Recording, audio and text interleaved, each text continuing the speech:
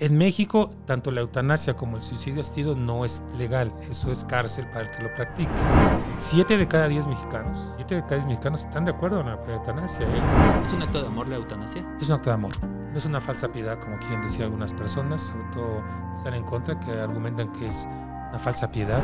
No creo que esa persona, pues una mujer, llegó prácticamente con la pelvis completamente expuesta, digamos, se veían los huesos, la pierna prácticamente amputada. ¿Hasta qué punto sí conviene que nosotros vivamos muchos años, pero con qué calidad de vida? Entonces ahí también entra un factor. Yo sí soy de la idea que podemos decidir de qué manera morir, ¿no, Doc? Pues sí, al final de cuentas es un tema de autonomía de nuestro cuerpo, ¿no?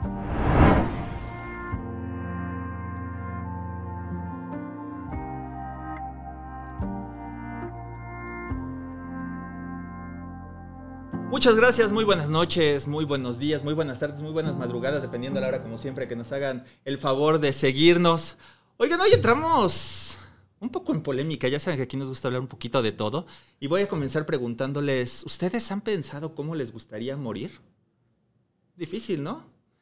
Seguramente la mayoría vamos a coincidir en que nos gustaría, pues, sin dolor, estar en nuestra cama, a una edad todavía donde seamos capaces de valernos por nosotros mismos. Pero ¿cómo decidir sobre nuestra propia muerte si eso es pues prácticamente imposible, al menos de momento? Desde hace mucho tiempo ha estado en el ojo del huracán un tema que unos le dicen el buen morir, otros le llaman incluso asesinato. Les estoy hablando de la eutanasia y no les voy a dar más detalles porque para eso hoy nos hace favor de acompañarnos el doctor Juan Manuel Lira Romero. Él es médico cirujano ortopedista, ex titular de la Unidad de Atención Médica del IMSS y bueno, también alguien especialista en estos temas de salud de pronto tan controvertidos y que ha estado muy de cerca además desde la parte legal, no solo médica sino también legal. Doctor, gracias por acompañarnos en este episodio de Hechos de Ti para hablar del buen morir o ¿cómo le llamamos a la eutanasia, doctor? No, al contrario, gracias, Omar. Un saludo, por supuesto, a todo el auditorio. Y sí son temas realmente de mucha controversia, no solo actual, sino desde hace muchos años. Digamos, desde antes de la era de Cristo, ya desde antes del siglo V antes de Cristo ya se planteaban los griegos este tema de, como tú bien dices, el buen morir o el morir con dignidad. Sócrates incluso escribió algo sobre esto. Entonces ya desde esas épocas lo hemos estado manejando como sociedad.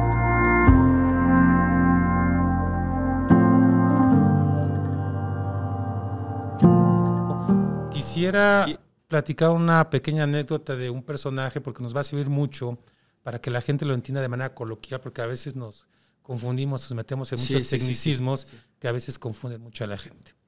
Toda la gente yo creo que ubican mucho a Sigmund Freud, es el gran padre del psicoanálisis, un psiquiatra austriaco que terminó sus últimos días viviendo en Gran Bretaña por el tema pues, de Hitler, el nazismo, ¿no?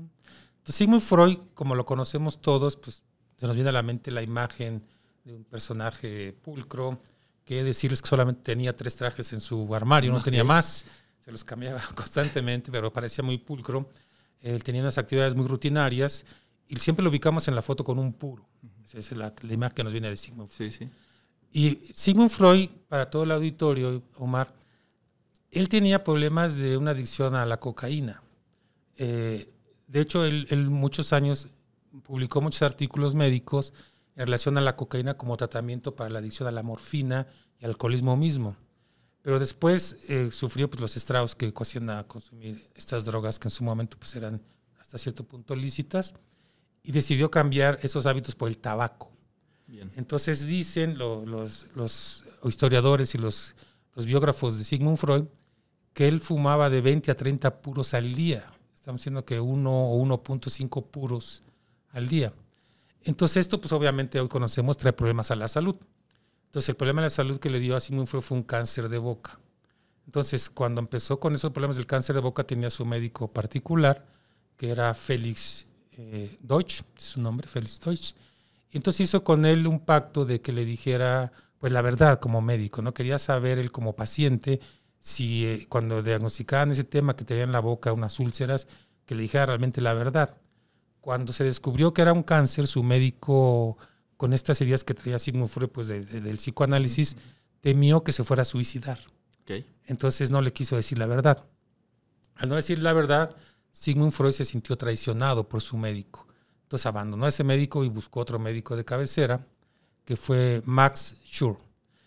Con él hizo un pacto, cuando empezaba sus diagnósticos, un pacto, y aquí vamos a entrar ya de lleno al tema, y le dijo que si él jurara como amigo, porque se hicieron grandes amigos, que si él al final de sus días veía que iba a tener sufrimiento, dolor, etcétera, pues que él terminara con su vida. Eso fue como una anécdota. Después pasaron muchos años, se le diagnosticó el cáncer a Freud. Después fue evolucionó mal, tuvo 33 cirugías de la boca. Dentro de su gran poder que tenía, solamente aceptó que le hicieran una con anestesia general, todas las fueron con anestesia local, incluso una sin anestesia, porque él pensaba que era mejor y preferible vivir su dolencia y todo lo que hizo en relación a lo que es la psiquiatría y ver a sus pacientes con el dolor. No quería que se le quitara. Entonces ya estaba en una situación muy mal, bajó mucho de peso, y entonces le recordó a su médico aquel pacto que hicieron de que terminara con su vida. Cuando lo trae a su casa, ya vivían en Londres en esa época, le dijo pues que cumpliera con el pacto que habían hecho, de que terminara con su vida y fue una muerte digna. Obviamente su médico pues sí accedió, y aquí hay dos historias biográficas. Una que dice que le aplicó 400 miligramos de morfina para quitarle el dolor, la molestia y sedarlo y que bien muriera. La primera dosis se la aplicó en la mañana de un día y la siguiente al día siguiente. Y de esa manera pues ya, digamos, se durmió y murió, digamos, en santa paz, con una muerte digna. Es la parte de la historia. La historia verídica, que está escrita en unas cartas que dejó póstumas, dice que cuando Freud le habló, pues sí le dijo que cumpliera su pacto. Entonces él dice que la parte legal dijo que fueron 2 inyecciones nada más con una dosis, pero dicen esas cartas que la verdad fueron 3 y que la dosis fue mucho más alta. No procurando que se quitara el dolor, sino realmente matarlo, ¿no? Realmente quitar con su vida. Sí. Matarlo es un término, digamos, duro. Sí. Digamos, pero quitar con su vida, ¿no? Quitar con su vida. Pero que fueron 3 dosis y a una dosis más alta. Pero Sigmund Freud le dijo que antes de que lo hiciera, lo comentara y lo consultara con su hija Ana. Entonces lo consultó y por supuesto que la hija de entrada dijo que no, porque no iban a acabar con la vida de su papá. Después de ver cómo estaba sufriendo, cómo estaba en ese tema, como les estoy comentando, pues sí decidió que, bueno, que le aplicara los medicamentos. Si vemos aquí, tenemos ya todos los conceptos que vamos a platicar. Un concepto que se llama voluntad anticipada, como lo hizo Freud. Aunque en su momento solamente fue de palabra, pues ya estamos hablando del término de que yo quiero terminar mis días y yo de manera consciente lo hago de esta forma. Eso es la voluntad anticipada, que hoy en día en México está regulada, en 14 estados está permitida la voluntad anticipada, donde un paciente puede, de voluntad propia siempre es, decir cómo quiere terminar sus días, y si está en una situación como Freud, ya no le hagan nada, no me den medicamentos, déjenme morir en paz. Esto implica el tema, por ejemplo, de que no quiero que me reanimen, no quiero que me intuben. Sí, por supuesto. Sí, claro. Como lo dijo Freud en su momento, ¿no? Nada más que aquí es un documento legal. Es legal. No es una cuestión moral que la familia lo sepa. Y a mí me dijo Omar, ¿cómo? No. Tiene que ir ante un notario público, tiene que estar notariado, tiene que haber testigos, tiene que ser mayor de 18 años de edad, tiene que estar completamente consciente, no te puede estar en un estado ni de dolor extremo que le altere su estado mental. Por eso digamos que esta parte de Sigmund Freud es como si fuera la voluntad anticipada de Freud, ya está legalizada en nuestros días. Correcto. Eso está. Si pasamos ahora a la parte cuando ya el médico decide que Sigmund Freud tampoco se rehusó a que le hicieran tratamientos médicos. O sea, él se operó, tuvo 33 cirugías, le dieron incluso radioterapia. O sea, él sí aceptó lo que la parte médica científica te tiene que dar como parte del soporte. No puede decir, ya te mato. No. Claro. Entonces, esa parte, pues sí se llama hoy en día, pues, cuidados médicos. La ciencia y el paciente lo aceptó, no es que diga, tengo un cáncer ya. ¿Los cuidados paliativos para que esa parte de los cuidados paliativos, bueno, la parte de los cuidados paliativos es lo que le dieron a Sigmund Freud antes de morir. Digamos, yo quiero que no tenga dolor, aunque no lo aceptaba, cúrenme, háganme las curaciones de la boca. Eso se llama cuidados paliativos. ¿No? Hoy en día los cuidados paliativos, auditorio, es que se le brindan a las personas que están en una etapa terminal las mejores condiciones para que pasen sus últimos días bien. Pero eso no significa que está autorizado que le hagan la eutanasia o que terminen con su vida. Esa parte lo hizo Freud. Lo que hizo el médico de Freud al aplicarle el medicamento, si lo aplica como la primera parte que está documentada, solamente para quitar el dolor, digamos que también es cuidado paliativo. un paciente con cáncer, una enfermedad terminal, le quitas el dolor, es un cuidado paliativo, pero no le estás, digamos, induciendo a que la muerte. Ahora, Sigmund Freud cuando le dice, ponme algo para que ya bien muera, eso se llama suicidio asistido. Tiene que asistirse de alguien, es caso personal médico, para que le aplique un medicamento, y es el otro término que quiero aplicar, el suicidio asistido. En México, tanto la eutanasia como el suicidio asistido no es legal, eso es cárcel para el que lo practique. Entonces tú le puedes acercar a algún paciente, ponte esto para que te mueras, y aunque tú no se lo pongas, también estás favoreciendo un suicidio, aunque lo haga la propia persona, y eso es completamente un delito en México. Bien. Y la parte que hizo el médico Schur, ya el último, de ponerle la dosis, digamos, más alta, eso sí podemos manejarlo como una sedación terminal. Es decir, pues si ya no tienes más remedio, pues te hago una sedación que vendría siendo ya el símil de la eutanasia. Bien. La eutanasia, para fines prácticos, de manera etimológica, viene de dos raíces, como bien lo dijiste al inicio, que es eus, bueno, y thanatos, morir. O sea, buen morir o morir bien. Eso, digamos, es el término de la raíz griega. El término, digamos, más legal y médico es que una persona, en este caso, personal de salud, debe ser un médico, de manera deliberada, esa es la palabra importante legal, deliberada, aplica algún medicamento, sustancia para terminar con la vida de un paciente. Deliberada, pero, perdón, a voluntad del paciente o de algún familiar también aplicaría, ¿no? Únicamente tiene que ser la voluntad del paciente, es importante. Si el médico no puede decir, yo deliberadamente te pongo esto. Tiene que haber una previa autorización. Tiene que haber la previa autorización, como decía, de la voluntad anticipada, aunque lo puede ser de manera cuando está sano, ya cuando está en sus últimos días. Y aquí es donde entra el debate, ¿no? Porque al final de cuentas, hablar de eutanasia, y aquí hago un paréntesis, yo he participado en otras redes sociales con el tema, y luego me dicen que si yo estoy promoviendo la eutanasia. Yo de entrada les digo al auditorio que no. Yo no vengo a promover la eutanasia, yo soy un científico académico y yo vengo a poner sobre el debate las mesas de las cuestiones académicas con evidencia científica a favor y en contra. Y el auditorio, en su libertad que tiene de pensamiento, pues va a decidir si toma. Entonces, yo, como te digo, no vengo a promover nada, simplemente informarles con información verídica y científica y de manera que lo entienda la gente.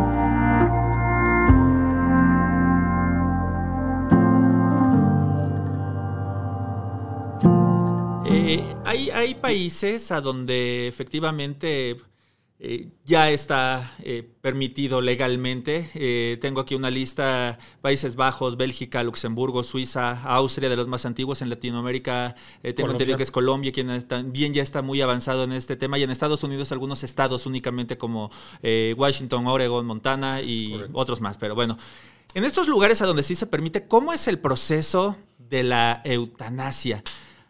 Yo de pronto, y lo confieso, antes de investigar un poco más o adentrarme más en el tema, pues decía, a lo mejor llega el médico, le pone una inyección, como la inyección letal que vemos para quitarle la vida a algún delincuente, como lo hemos visto en las películas, una inyección letal y adiós. Es como nos mencionaba usted ahorita, que es una transición, es un proceso lento, son medicamentos específicos, se va apagando poco a poco la vida del paciente. ¿O cómo es este proceso de un médico que practica la eutanasia en los países a donde sí está legalmente permitido? Sí, como bien dices, son ahorita hasta el momento 8 países a nivel mundial. Ya está legalizado que sí sea un tema que no represente cárcel para el médico. Sí. Y digamos, de los países latinoamericanos, Colombia es el que lleva la batuta, y España, que en España fue un proceso muy largo. Y es importante que pues se platiquen estos temas en estos foros, porque en España costó mucho tiempo, mucho debate, mucha discusión, porque son muchos puntos de vista. Entre el punto de vista jurídico, como bien decía al principio, Omar, entre el punto de vista moral, punto de vista filosófico y el incluso religioso. Religioso, que eran los 4 puntos, ¿no? Entonces, se tienen que escuchar todas las voces. Tampoco puede ser autocrático de decir esto se hace porque yo soy el Estado. Todas las voces son importantes y hay a favor y en contra, y pues como te decía, cada quien toma su decisión. ¿Cuál es el proceso en tu preguntas? Varía de país a país. Vamos a hablar del caso de España, digamos que es porque tenemos más cierta descendencia, pues por la cuestión de que derivamos de España, ¿no? Aquí sí quiero ser muy enfático que tiene que cumplir ciertos requisitos. Justo. Como en México. No es que pues ya porque tú dijiste, pues ya, como él dijo, aplícansela. No. Sí. En España, con la propuesta que ponen sobre la mesa los legisladores, son básicamente 3 aspectos. 1, que el paciente se encuentre en etapa terminal, donde médicamente ya haya un consejo médico que diga, pues ya no tenemos nada más que hacerte, ya tu vida va a terminar. Y en el caso de México, como en España, son 6 meses de sobrevida que tengas, de que ya, pues por más ya que hicieron hagas, todo ya, lo posible, tratamientos. Y probablemente en 6 meses pues ya tú vas a dejar este mundo, bueno, estaría como aplicándose. Es importante, no es inmediato. No es inmediato, así ya como menciona el doctor. Bueno, ya está este paciente en fase terminal, ya, pónganle al rato es un proceso largo. Y es largo además. Es largo, sí. Digamos, desde el punto de vista ya de la acción y aparte el tema legal, ¿no? Tiene que tener su voluntad firmada, ¿no? No familia puede decir, bueno, están en etapa terminal y ya aplican la eutanasia. Claro, no. Inmediato. Es otro tipo de, que es un delito, al final de cuentas. Sí. La otra cuestión que está poniendo los diputados, tomando mucho el modelo español y el modelo colombiano, es que el paciente también tenga un dolor irremediablemente insufrible. Que el paciente esté en un grito, digamos, coloquialmente, o que las alteraciones psíquicas que le está causando el dolor, pues lo tengan ya en un estado realmente deplorable. Volvemos a lo mismo, que ya ningún medicamento le haga efecto para aminorar este. Sí, recordemos que lo que se usa más, como se usó con Freud, fue la morfina. En México se usa la morfina con el fentanilo, que también en algunos casos también está muy debatido, sí, ¿no? Sí. Pero eso solamente calma el dolor, pero a veces ni eso los calma, entonces en esos casos puede estar. Y aquellos casos que efectivamente ya el paciente está en etapa desahuciada completa, que está en un estado agónico, que su vida puede ser de 1 o 2 días, ya en esos casos estará autorizada. En los demás casos no está autorizado. Y mucho menos en los niños, ni en las personas que tienen una alteración mental, algún síndrome, etcétera, pues eso sería completamente un delito. Pero ahora bien, cuando llega el momento de aplicar la eutanasia, aquí tenemos 2 temas. Uno que es la eutanasia activa y otro que es la eutanasia pasiva. Digamos, y aquí son términos también, a veces nos confundimos mucho el auditorio. La eutanasia activa es cuando un médico, ya que está regulado, digamos que en México se llegara a legislar esto como en España, ya el médico se aplica, como tú dices, una serie de medicamentos, pero no es precisamente para parar el corazón, sino simplemente para que el paciente deje de doler y digamos que si llega un momento que su propio organismo pues ya deje de funcionar. No es de que le aplican una sustancia venenosa como los gringos, ¿no? De que 5 minutos muere, ¿no? No, espérate. Eso se llama bien morir. O sea, el paciente va a estar dormido, como el caso de Freud, pues digamos, los médicos decimos pues que ya solito vaya agarrando su propio ritmo y hasta que el corazón deje de funcionar.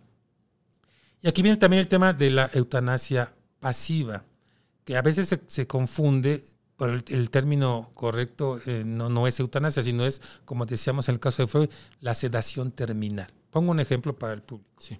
Si está un paciente en la unidad de terapia intensiva, donde efectivamente ya tiene una cosa que se llama muerte cerebral.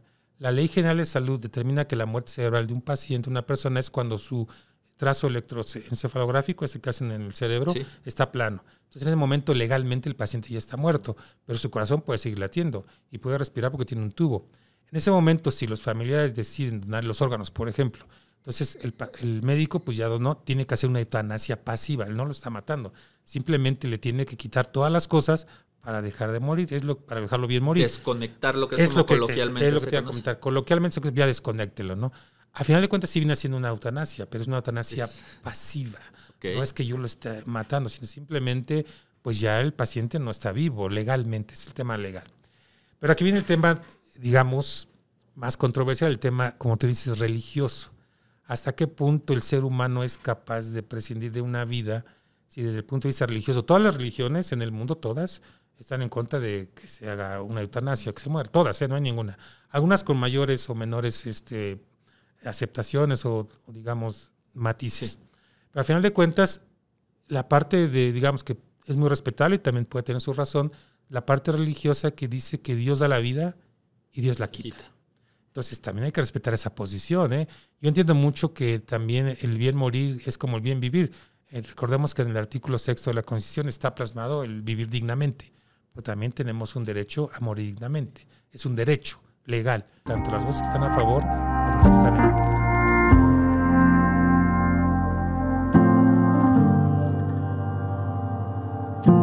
En México en general, ¿cómo vamos avanzando a nivel legislativo? Y es que de pronto parecen temas que van surgiendo por ahí. A título personal, yo lo veo como se politizan. A lo mejor a alguien por ahí se le ocurre una brillante idea y vamos a volver a poner sobre la mesa este tema. Ahí tenemos el tema de la legalización de la marihuana, ¿no? Muy poco a poco se va avanzando y se permite, pero ya cuando la legislación lo acepta, es bajo igualmente bajo ciertos parámetros, pero ya luego la ley o quienes tienen que ejecutarlo no saben de qué manera, porque son temas tan amplios y tan complejos que ya no saben entonces cómo aplicar realmente estos derechos. ¿Cómo vamos en México? A lo mejor lo voy a poner en términos de alguna manera más fáciles, del 1 al 10, ¿cómo vamos en México? Porque apenas fue en 2023 cuando vuelve a salir a la luz alguien por ahí, un legislador que vuelve a poner el tema, insisto, sobre la mesa, pero había estado callado también, o por lo menos muy a la sombra. Hoy, que es 2024, no sé en qué fecha nos están viendo ustedes, esperemos ya estar mucho más avanzados también en estos temas porque nos guste o no, benefician también a la sociedad y hacen una sociedad más abierta, más participativa. ¿No? Pero bueno, al año que estamos, que es 2024, ¿cómo vamos del 1 al 10 en lo que es la legislación en México? Yo le pondría en 5, o sea, estamos, digamos, a la mitad, ni a favor ni en contra. Pero aquí es importante también para el auditorio decir que este debate no es nuevo. Muchos legisladores en otras legislaturas, sobre todo de izquierda, el PRD en particular, puso sobre la mesa estos temas. Y pongo un ejemplo, lo digo con todo respeto, porque hay que escuchar todas las voces. También el episcopado mexicano tiene voz en esto, porque pues la mayoría de los mexicanos somos católicos, con sus matices, ¿no? Entonces el episcopado publicó, Omar y auditorio, en su Semanario de la Fe, su editorial, ellos pusieron este tema también criticando un poco lo que los legisladores están proponiendo. Y yo digo que también lo hacen un poco desde la parte de la política electoral, diciendo que a final de cuentas se debe privilegiar los cuidados paliativos más que la eutanasia. Los cuidados paliativos, como dijimos, son todas las acciones que se hacen alrededor de un paciente que sea terminal, desde curarlo espiritualmente, físicamente, limpiarlo, bañarlo, medicamentos para el dolor. Y ellos dicen que debe de acompañarse a eso en lugar de la eutanasia. Y a final de cuentas, en su editorial es público, lo pueden buscar en las redes. Ellos, el editorialista menciona que esta administración, más allá del color que ustedes profesen o sean partidarios, dice que los cuidados paliativos salen muy caros y que la eutanasia sale muy barata. Entonces, en este tema de la austeridad, que para el gobierno es más barato de quitar la vida que prolongarla. Yo creo que eso no es el objetivo, pero también hay que escucharlo, ¿no? A final de cuentas, son sus puntos de vista, podemos estar de acuerdo o no. Yo personalmente no estoy de acuerdo. Yo creo que no es un tema político, podemos estar de acuerdo en el tema religioso, que Dios da la vida y Dios la quita, pero no que se politice, porque es un tema que ya sale más allá de lo que podemos estar discutiendo como sociedad, ¿no? Que la gente con la información pues decida, ¿no? Y aquí es importante, fíjate, esa pregunta que me hace también me va a dar pie para contestar lo siguiente. En México hay una asociación que se llama más o menos Morir con Dignidad, algo así. Y hace encuestas más o menos frecuentes sobre qué opina la población en general sobre la eutanasia. Y la última que hicieron en el 2022, hace 2 años, 7 de cada 10 mexicanos están de acuerdo en la eutanasia. ¿Eh? 7 de cada 10, o sea, si lo vemos a nivel, si lo vemos como una democracia, pues, si la democracia ganara, pues tendría que legislarse. Y de esos 7, 6 están de acuerdo en que sea su médico personal, el que conocen, el que les aplique la eutanasia. Entonces, ese por la parte de lo que es la población. Entonces, pues ahí también va ganando el debate. Hay un termómetro ahí.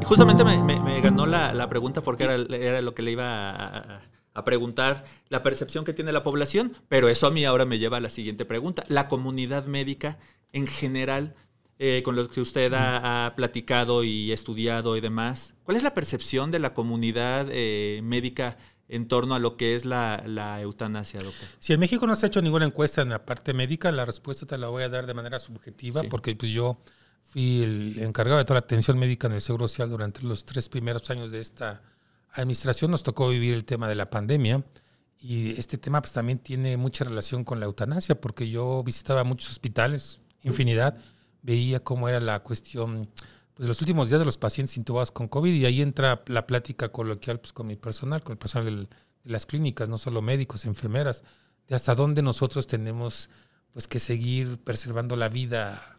Si lo vemos desde el punto de vista hipocrático, todos hicimos un juramento, y el mismo juramento de Hipócrates nos dice claramente, abro comillas y lo voy a decir de memoria, no aplicaré ninguna sustancia letal a ninguno de mis pacientes. Entonces por ahí podría... Bueno, ya empezamos entonces ya empezamos, entonces espérate, porque eso lo juramos. hasta donde yo sé, todos los alumnos que salen de la escuela de medicina de tienen que hacer ese juramento, y mucho menos si el paciente te lo pide. Tampoco dice que tampoco lo vas a inducir, hacer el juramento más o menos, ¿no? Entonces tú como médico dices, bueno, si mi función aquí filosófica, porque yo soy médico, no me permite terminar la vida de un paciente, entonces lo voy a aplicar o no. De manera subjetiva muchos médicos están en contra y dicen, si está en una etapa terminal, pues bueno, hagámoslo. De manera objetiva hay encuestas en otros lados del mundo, una que se hizo en Holanda hace parece un año y medio, 2 años, donde se le preguntó al personal médico, al personal de salud, si estaba de acuerdo con la eutanasia. El 80%, 8 de cada 10 me dijeron que sí están de acuerdo. Ah, qué bueno, ¿no? Pero solamente el 6% dijeron yo lo haría. Ok. Entonces, ¿no? ¿Es estar de acuerdo? Pues estoy de acuerdo, pero ¿quién lo va a hacer? No, creo que pasa un poco lo que mencionaba con lo del aborto. De pronto, aunque vamos a hablar particularmente de la capital del país, está legalmente permitido bajo ciertas circunstancias, en ciertos lugares, etcétera. Ese es otro tema. Pero, pues cuando tú acudes con ciertos médicos, va a haber alguien que te diga que no. Es correcto. ¿No? Entonces, vuelvo a lo que usted acaba de mencionar. Puede estar de acuerdo, pero ¿usted lo hace? No. Y aquí hay una parte que sí es importante mencionarle al público, que es un tema que ya está legislado, que es lo que se conoce legalmente como la objeción de conciencia. Rápidamente para el auditorio, la objeción de conciencia es de que cualquier persona de salud, por de acuerdo a sus creencias filosóficas, religiosas o éticas, puede negarse a realizar algún acto, aunque ya esté legislado, como el caso que dices del aborto, ¿no?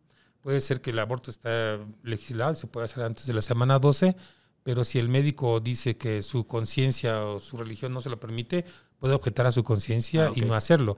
Eso ya se autorizó, déjeme decirle al auditorio, se autorizó apenas se subió al Pleno el año pasado, los últimos meses, en la Cámara de Diputados, ahora va a pasar a la Cámara de Senadores. Si ya se autoriza en la Cámara de Senadores, es mayoría simple, yo creo que se va a autorizar, entonces ya será legislado en México la objeción de conciencia. ¿El doctor no está obligado a hacerlo? Avanzar a la eutanasia. Pero el médico dice, qué bueno que sufra sin dolor, pero yo no lo voy a hacer. Está en su derecho, no lo puede hacer. Y la ley entonces contempla la propuesta que proponen estos legisladores es de que haya en cada hospital médicos que no son objetores, como en el caso del aborto, por ejemplo, ¿no? También en la eutanasia habría médicos no objetores. Entonces, si hay un hospital que esté un paciente, así está la propuesta de modificación a la Ley General de Salud, si en ese hospital no hay médicos que lo hagan, tendría que trasladarse a otro hospital donde hay un médico que no objete la conciencia. Yo no objeto, yo sí lo puedo hacer. Entonces, si lo vemos desde un punto de vista de progresión del pensamiento, yo creo que vamos bien, como progresión del conocimiento médico, pues los médicos también somos cada día más abiertos, tenemos el juramento hipocrático, pero podemos, digamos, decir que también conocemos que la muerte no es un acto como de fracaso del médico. Porque a veces el médico, en esa formación que tenemos, Omar, creemos que nuestra función es pues salvar la vida, pero hay veces que como la salvas, ¿no? O sea, y el acto de morir no es un fracaso médico, al contrario, ¿no? En muchas ocasiones también es un triunfo el morir también para un médico, pues sí, bueno, este paciente lo ayudé a que tuviera una muerte digna. Entonces también eso está cambiando ya un poco en el pensamiento de los médicos, pero eso es muy en corto, te digo, lo platicas en café, en quirófano, pero ya cuando te piden legalmente dices yo no. Es complicada la decisión seguramente porque, bueno, por más paliativo, por más que sea poco a poco llevar a alguien al buen morir, bueno, no deja de ser quitarle la vida. Usted nos compartió hace unos minutos la anécdota de Freud. Uh-huh. Yo me encontré una anécdota que seguramente la conoce y es que en Estados Unidos vivió un doctor patólogo que se llamaba Jack Kevorkian, conocido como el Doctor Muerte porque ayudó a morir alrededor de 130 personas. En 1990 lo descubrieron. Así es. Fue detenido y fue condenado a más de 20 años de prisión, básicamente. Entonces es conocido como el Doctor Muerte, muy recordado sobre todo allá en Estados Unidos. ¿Y por qué les comento esto a la audiencia, a usted, doctor? Porque habrá médicos o pseudomédicos también que actualmente practiquen la eutanasia sin estar en el marco de lo legal. ¿Usted de pronto ha sabido que existe alguien? Finalmente, como dicen, con dinero baila el perro. Y quien tiene dinero es el que manda. Entonces, pues por ahí, con tal de no ver sufrir a tu y lo comento en el mejor de los ánimos, con el mejor quizá de las intenciones, pero alguien que tiene las posibilidades económicas, pues nadie quiere ver sufrir a su enfermo. Y habrá por ahí quien se preste de pronto a practicar la eutanasia de manera ilegal. No te podría decir categóricamente que sí. son anécdotas y leyendas urbanas, pero siempre yo digo que las leyendas urbanas tienen algo de realidad, porque si no, pues no fueran leyendas que se transmiten de boca en boca. Yo personalmente no lo conozco, sí he escuchado gente que, como tú dices, por una cuestión, digamos, deshonesta o poco ética lo hacen, pero eso ya entra en el campo ya más del tema jurídico, que si mientras no esté legislado, pues es un delito. Y déjame decirle al auditorio que el delito de la eutanasia o el suicidio asistido se castiga en México de 1 hasta 12 años de cárcel. Sí, no es cosa menor. No es cosa menor, o sea, un médico que se la juegue y que vaya 2 años a la prisión, yo quisiera ver si realmente se anima. Entonces, son leyendas urbanas, no te podría decir si es cierto o no, así que ahí cada quien puede escucharlo. Me interesa saber su opinión. De pronto a las farmacéuticas, estos grandes laboratorios, ¿les interesa tenernos o tener a la humanidad enferma? Son estos cuidados paliativos, de pronto es muy caro. O sea, hay personas que están en coma muchos años. Pues ahí está Gustavo Cerati, mucha gente seguramente lo identifica y saben cuántos años estuvo inducido al coma por una cuestión cerebrovascular, si no me equivoco, ese es otro tema, pero bueno, el asunto es que estuvo varios años en coma, conectado viviendo con un respirador. Pero pues imagínense la cantidad al final que se... Dicen que hay gran parte de su fortuna, la mamá lo invirtió en el tratamiento y en los cuidados paliativos de este personaje de la música. A las farmacéuticas les conviene tenernos enfermos, les conviene tenernos bajo estos tratamientos que muchas veces son carísimos y que precisamente se convierte para la gran mayoría de la población en impagables y les cuesta con y sin eutanasia, les cuesta la vida a los pacientes, no tener para pagar un tratamiento. Sí, fíjate que es muy importante y digo qué interesante es este tema y qué bueno que se toque en este podcast, porque da para muchos ideas, muchos pensamientos, muchas visiones de lo que es el tema. Recordemos que como seres humanos hemos avanzado tecnológicamente y en medicamentos, como dices, y hemos alargado nuestra vida. Nuestra esperanza de vida en México está en 72 años, aunque hemos bajado un poco por el tema de la pandemia, cuando hace apenas 30 años estábamos 60, 65 años, así hemos ganado años de vida. Y esos años de vida ha sido gracias a la tecnología. Grandes máquinas, infarto rápido te meten un stent, medicamentos cada vez más caros. Perdón, siempre y cuando lo puedas pagar, porque no es lo mismo que llegues a un hospital particular a que llegues a una clínica de salud. O sea, te mueres en una clínica de salud, te mueres por un infarto. Y eso me da pie para decirte un poquito fuera del tema de lo que la medicina hoy en día, no solamente en México, en todo el mundo, se llama medicina medicalizada, donde efectivamente se ve el lucro. O sea, porque al final de cuentas son, como tú dices, las grandes farmacéuticas ganan muchos millones de pesos en mantener a un paciente vivo más años de lo que en teoría con cáncer, en condiciones extremas. Los medicamentos para el cáncer son muy caros cuando te alargan la vida 1 o 2 años, pero qué calidad de vida. Entonces aquí viene el tema de la vida digna. O sea, pues sí puedo llegar a los 80 años, pero ¿con qué calidad de vida voy a llegar? La vida me la pueden prolongar con medicamentos y eso es un negocio, si lo vemos desde el punto de vista. Entonces, ¿ganan las farmacéuticas? Sí, claro que ganan. Por eso en México la medicina se veía como un lucro. Se está tratando de cambiar este paradigma de la salud y que hoy sea un derecho y no sea un lucro. Pero sí tienes toda la razón. Algunas, no etiquetar a todas, ven a la salud y prolongan la vida como un lucro. Entonces ahí es donde entra otro tema también, el tema del dinero, ¿no? ¿Hasta qué punto sí conviene que nosotros vivamos muchos años, pero con qué calidad de vida? Entonces ahí también entra un factor a discutirse para, digamos, que es a favor de los que dicen de la eutanasia. Hay falta de estos medicamentos, hay medicamentos que sí están, pero que están muy caros. Insisto, la gente se muere por falta, o sea, no hay ni siquiera chance de llegar a esta fase de cuidados paliativos y pues la eutanasia, voy a decir una contradicción, pero la eutanasia, está la activa, la pasiva y yo creo que la natural.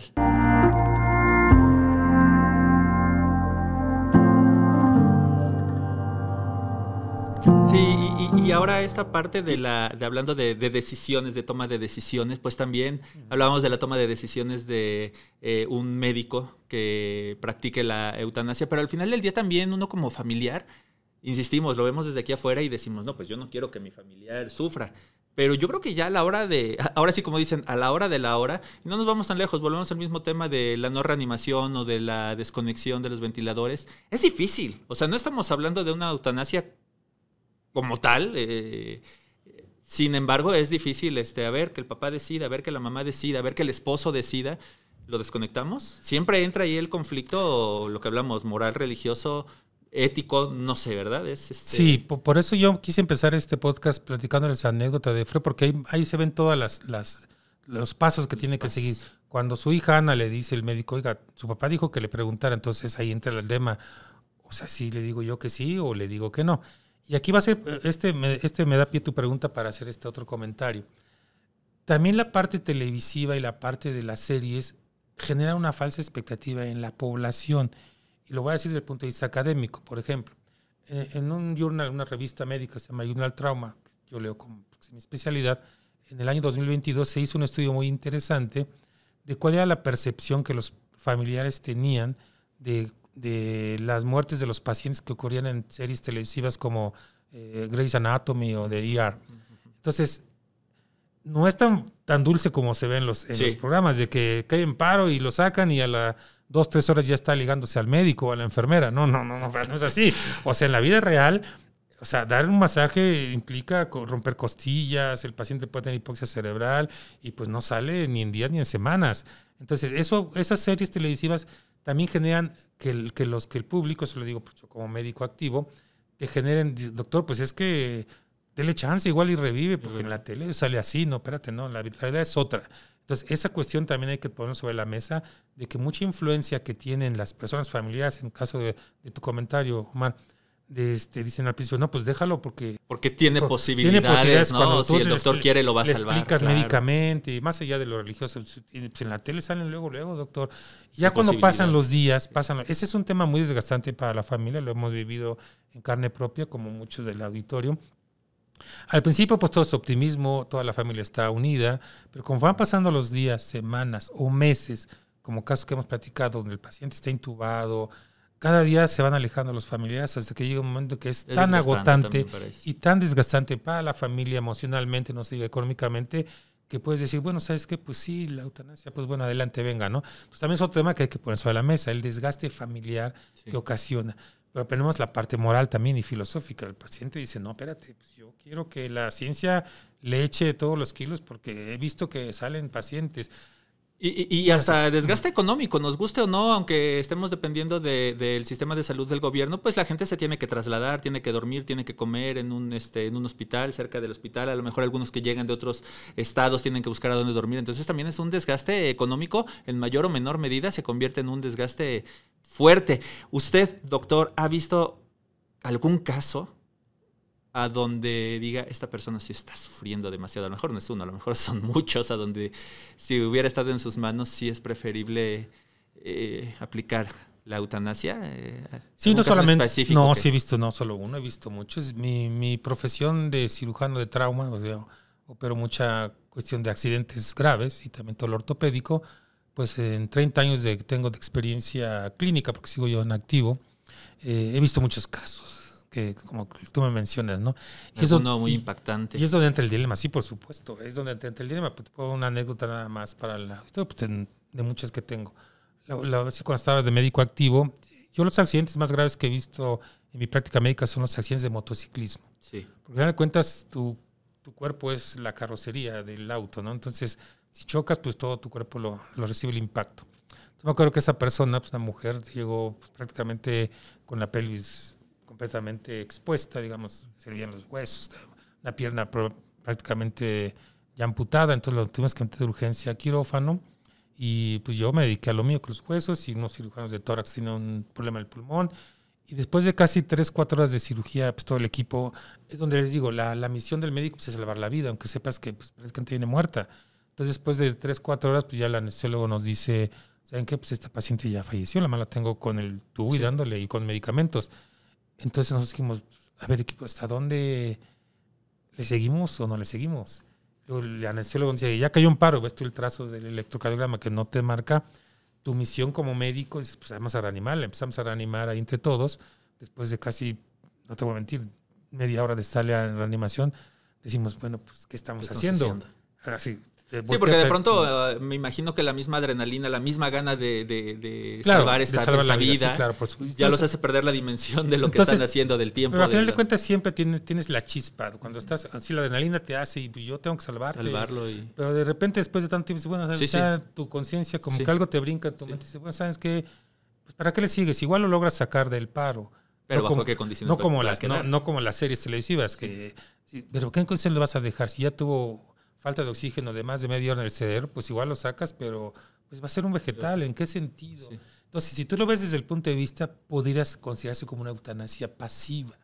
O sea, no está directamente relacionada, pero sí, pues dices, ya hasta aquí llegó. No, pero también entiendo que entra ahí la conciencia del médico, el conocimiento del médico, las consecuencias que el médico sabe de primera mano que la persona, que el paciente va a tener. Entonces, pues que también yo creo que éticamente ya, yo creo, no sé si estoy equivocado, corríjame, se convierte en una cuestión también de ética, de por cómo voy a provocar que esta persona tenga una peor calidad de vida de la que tiene, ¿no? O sea, bajo estas circunstancias. Sí, hay como bien nos platicaron estos minutos que llevamos contigo, entra mucho el tema también moral del médico. O sea, el médico también es un ser humano, déjeme decirles, ¿no? Y yo no conozco, honestamente, estaban bajo mi cargo pues los 300,000 médicos que tienen el Seguro Social, y yo no conozco hasta el momento un médico que actúe de mala fe, se lo puedo decir. Un médico que haga un acto contrario a los principios éticos de la medicina, no conozco ninguno.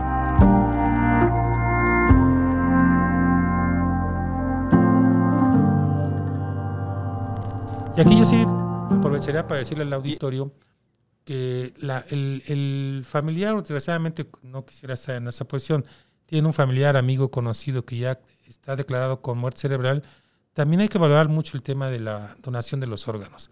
Al final de cuentas también es un tema que salva vidas, a final de cuentas, ¿no? Entonces, sí, qué importante. Es importante, pues si ya tiene muerte cerebral, pues bueno, puede él ser donador de órganos y salvar otras vidas que requieren de un corazón, de un hígado, de los riñones, etcétera.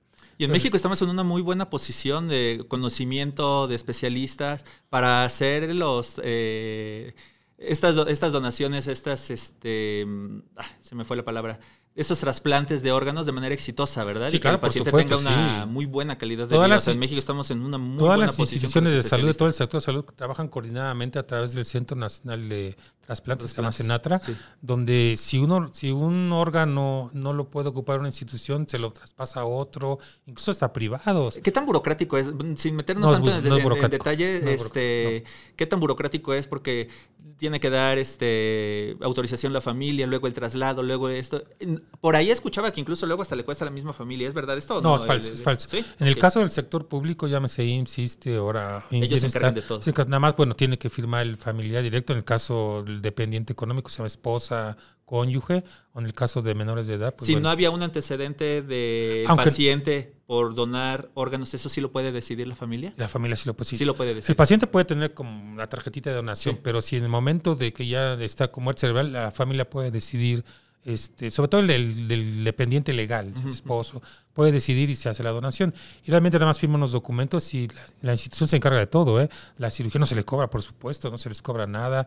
Los traslados... No se maltratan los cuerpos, porque por ahí había estas leyendas urbanas de que si el cuerpo se maltrata, si... No. Es importante decir que ahí sí, bueno, como muchas cosas, se le da un trato digno al cuerpo, ¿eh? De hecho, pueden ustedes ver en las redes sociales, se forma la fila, en el caso del Seguro Social, eso fue una indicación que dimos, que hay que tratar el cuerpo con dignidad. Se hace una fila y se le brinda un aplauso cuando va al quirófano y cuando sale. Sí, claro. Y se trata bien, o sea, no porque ya donaste, pues ahí como que no.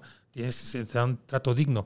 Es una parte del bien morir también. Bueno, ya vas a morir, pues muere dignamente y el médico, el personal tiene que cuidar eso, sobre todo cuando has dado vida, ¿no? Si tu vida se extinguió, vas a dar vida con la donación. Entonces, es importante. Y esa es una pregunta que también me hicieron en una entrevista, Omar, de que si la ley que están promoviendo ahora en la Cámara de Diputados de facto decía que si daba eutanasia, de facto ibas a donar. No es así. No, tampoco, no, es importante, no. Bien. Eso no se toca en la iniciativa. O sea, si tú eres a favor de la eutanasia y se legisla, es que le hicieron la eutanasia por quitarle los órganos. No, eso es otra cosa aparte. Si el familiar o el paciente no aceptó donar los órganos, simplemente no se va a hacer. Ya para ir cerrando esta charla, para finalizar, porque podríamos pasarnos mucho tiempo, y ojalá que pronto tengamos también la oportunidad de platicar sobre este tema que tan importante de la donación, el proceso, las leyendas urbanas que existen por ahí, pero no hablamos de si usted está a favor o en contra de la eutanasia. ¿Usted lo haría? Como te dije al principio, mi obligación es difundir la información científica y dar las opciones de un lado para otro. Y con esa información, el paciente, el familiar, la población, de manera objetiva, bien pensada, decidir. La respuesta te la voy a dar, no la estoy evadiendo, sí. Ahora, si me preguntas desde un término muy personal, no estoy ni a favor ni en contra. Simplemente yo digo que hay momentos en la vida en los que el ser humano tiene que tener dignidad, tanto para nacer, para vivir y para morir. Si en ese momento la dignidad está viéndose vulnerada, que es lo único que nos vamos a llevar a la tumba, pues entonces sí estaría a favor de que se hiciera un procedimiento, simplemente estuviera muy cuidado y muy respetado. Pero es una opinión muy personal. Sí, claro. Yo pongo sobre la mesa y que el público vea los que están a favor, los que están en contra, que se vean todas las aristas jurídicas, lo que es el aspecto legal, el aspecto moral, religioso, científico, que también vean que el médico, pues sí, ya está, ¿quién lo va a hacer? Entonces, pero respondiendo concretamente a tu pregunta, yo probablemente sí lo haría siempre y cuando fuera una etapa terminal, que el paciente no tiene ninguna otra opción y que sea sumamente cuidado. Y más que aplicar un medicamento para que muera así como el cochoco, no, ¿sí? Que simplemente sedarlo y que el paciente solito que sea como una sedación terminal. ¿Es un acto de amor la eutanasia? Es un acto de amor. No es una falsa piedad, como quieren decir algunas personas, sobre todo que están en contra, que argumentan que es una falsa piedad. Al final de cuentas es un acto de amor, de compasión hacia una persona que está vulnerada en lo más bello que es la vida, ¿no? Y la dignidad, como te digo. Entonces sí es un acto, yo creo que de compasión y de humanismo hacia las personas. Doctor, ¿a dónde lo podemos contactar? En sus redes sociales es muy activo, comparte también sus columnas muy interesantes respecto obviamente a lo que son temas de salud en general, es como lo hemos venido mencionando y lo reitero porque quiero que quede muy claro, sin puntos políticos ni partidistas, no me gustaría y creo que coincidimos que caiga en la politización y que sea a favor y que no en contra. No, absolutamente, que esta charla no se convierta en algo, porque además ni lo hemos mencionado, Claro. Como lo menciona usted muy puntualmente, se hace énfasis de los puntos, de las aristas, los hechos ahí están, ustedes quien deciden, no se trata absolutamente, no queremos que esta charla se politice, creo que no lo hemos llevado hacia el lado político, pero ni esta charla ni el tema, por favor, o sea, como decíamos, el tema de los medicamentos, el tema de la eutanasia, el tema, son cuestiones que nos sirven a todos como sociedad y para ir haciendo una sociedad más avanzada, una sociedad más cuidada, una sociedad pues llena de salud, ¿por qué no? Porque si todos tenemos acceso a los medicamentos,